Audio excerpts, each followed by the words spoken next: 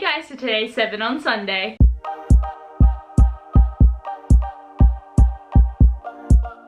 Okay, so today we're going to be doing a topic that we have already done before, but it's talking about the biggest books on our TBR, which is something that's always changing.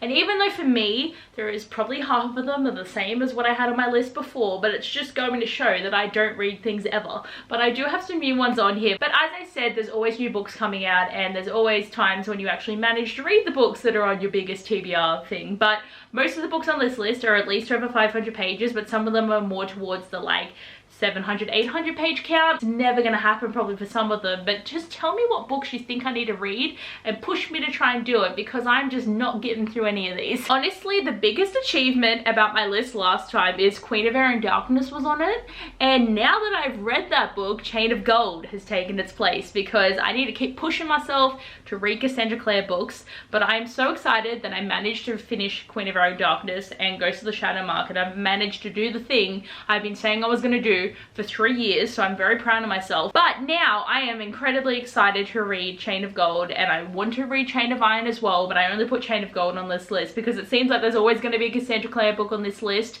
and I definitely know this is the most likely one to happen at least soonish, because I just really want to know what's going to happen in the story. Okay, next I'm going to talk about Priory Over the Orange Tree by Samantha Shannon. Honestly, when I first bought this book, I knew it was going to be a struggle. I knew it was going to be a big thing, and I still decided to buy the hardcover. For what reason, I don't know, but I've had this book on my TBR for a long time. I think it's always going to scare the crap out of me, and I know so many people have read it and enjoyed it, but it's just a lot. And I even started to read it. I was doing a read along with Sasha from Sasha Reads and a few other people, and I literally think none of us read it except for one girl, and we had a whole month and I read 52 pages. So it's been a while since that happened, so I'm definitely going to go back and reread what I read and try to read this book. But I do know that Miranda, who is another one of my bookish besties, is gonna want to reread it, and she will probably push me to read this. So I'm hoping that we can do like a buddy read down the line, but it's gonna take a lot. So when she's up for it and when I've moved and I can actually get the book out, I am for it, but like hesitantly. Next is Winter by Marissa Meyer, and yes, I still haven't read this book. I don't know what I'm doing, just leaving this series like unread. And I even started a reread, and I'm sure I told you about this last time, but I read Cinder, and that was like 2 years ago, and I haven't continued on. And I brought Scarlet with me, but I still don't feel the need to read it. So if I get through everything else that I have, I will then pick up Scarlet, but I just feel like it's not happening, and I still need to finish the reread. And this is why Queen of Air and Darkness took so long, because it was me trying to reread then that was also making it very, very hard for me to get anything done,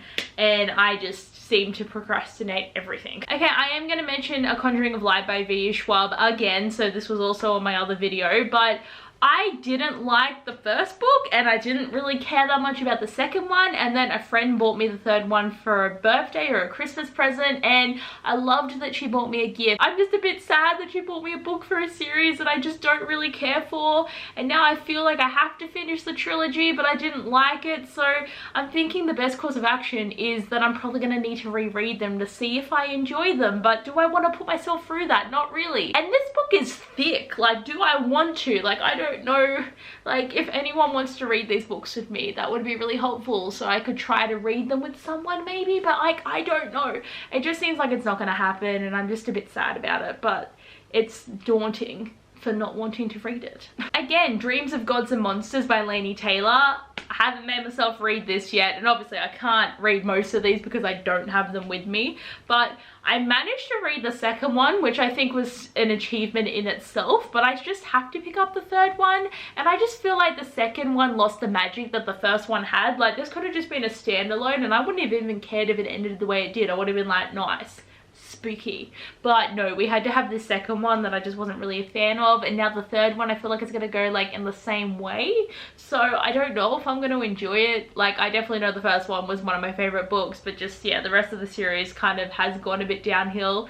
So I know I want to read it, it just hasn't happened yet. And I also want to mention Gods and Monsters by Shelby, and yes, they're separate books, they just have basically the same title, but I'm actually very keen for this one. And I definitely know that this is basically one of the next books I'm going to read, so it probably doesn't need to be on this list, but it is a big book, on my TBR, so it counts, but I'm very keen to read this. And I definitely know that Shelby Mahurin's books are like really easy to read. So even though this book is over 600 pages, I feel like I'm going to get through it really quickly, but I just wanted to have some hope for this video. This is a book that I for sure know I'm going to read within the next month, and I'm so excited. And lastly for my list, I want to talk about Any Way the Wind Blows by Rainbow Rowell, because this book, I checked, is like at least over 500 pages. It is a big one. It's a thick book, and I'm so excited to read this, but I do know that it's quite a lot thicker. Like Wayward Son went really skinny, so it's kind of scary to think like what's gonna happen in this book. Like it is a bit stressful. Like is some bad stuff gonna happen?